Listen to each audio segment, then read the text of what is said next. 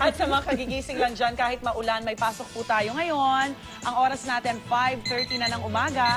At ngayon, mga kapuso, eto na, nasaan na kaya? Hanapin natin ang bagyong Esther. Alamin na natin ang latest sa galaw at lakas ng bagyo. Oo nga. Mula sa ating resident meteorologist na si Ginoong Nathaniel Cruz, gaano kaya kakapal ang jacket ni Mang Tani? Morning, Mang Tani. Tani naka-jacket. I am ready! GMA Weather. Serbisyong totoo ng GMA News.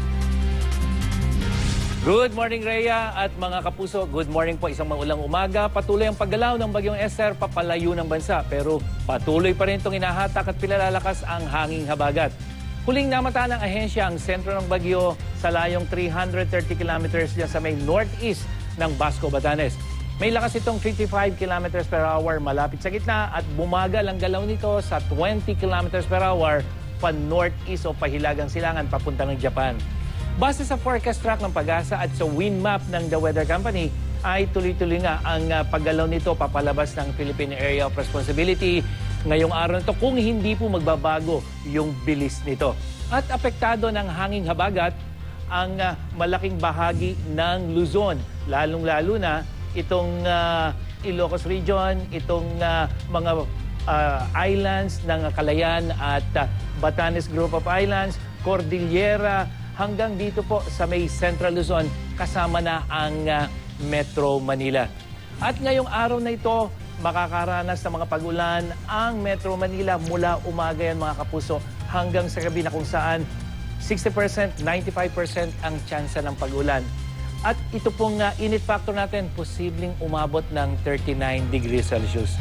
Magpapatuloy ang mga pag-ulan na yan bukas, araw ng Huwebes hanggang Biyernes. At bukas nga, ang Independence Day o pag-aalala po sa araw ng kalayaan, mataas ang tsansa ng pag-ulan.